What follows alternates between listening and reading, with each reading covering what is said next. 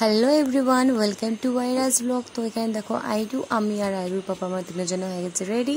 যাব হলো মার্কেট, কারণ আজকে হলো আমাদের ফার্স্ট কাজ মামামকে চুল কাটানো। কারণ এতটা গরম দিয়েছে যে বলে লাভই নেই, আরও তো মাস বাকি আছে, এখন এই অবস্থা।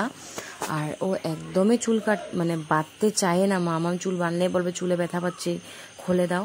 আর দেখো বার হতে না হতে দোকান অত আছে, বলে লাভই নেই। তো চুলটা একদমই বাঁধতে চায় না। যদি জোর জবরদস্তি করে গালিগুলি দিয়েও যদি বেঁধে দিই চুলটা 5-10 মিনিট খুলে ফেলে। তাই রাহুলও বলছে যে এত গরমে থাক, চুলটা কেটে দিলে ও আরাম পাবে। তাই ভাবলাম না, কেটে দিই। আর দেখো এই ব্রিজের সামনে এসে অল্প দাঁড়াবে, কারণ জলটা দেখে খুব ভালো পায়, নদীটা দেখে।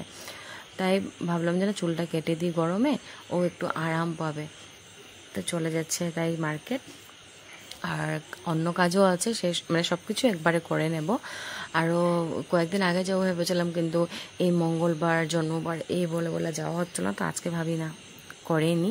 তো উঠে গেলাম টোটোতে উঠতে না উঠতে পেয়ে গেলাম বাজার। আর দেখো বাজারে ঢুকতে না ঢুকতে ওর লাগে আইসক্রিম। ফার্স্টে আইসক্রিম নিয়ে নিল, তারপরে চলে গেলাম মামামের স্কুল ড্রেসগুলির মাপ দিতে। স্কুল ড্রেসগুলি মাপ দিয়ে নিই, তারপর বাকি যা কাজ আছে সেগুলো করব। আর ড্রেসগুলি একদম ফিটিং না হলে একদমই ভালো লাগবে না, কারণ ও তো অনেকটাই ছোটো, একদম ঢোলা ঢোলা পড়লে তো একদমই ভালো লাগবে না।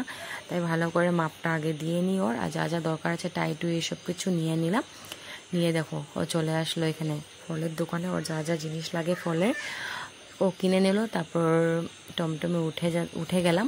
এখন এখান থেকে সিধা মামাকে চুল কাটাবো, তারপরে চলে যাব বাড়ি। তো ব্লগটা আমি এখান পর্যন্তই করেছি। তো আজকের জন্য টাটা, বাবে। মামামের চুল কাটাটা দেখাবো নেক্সট।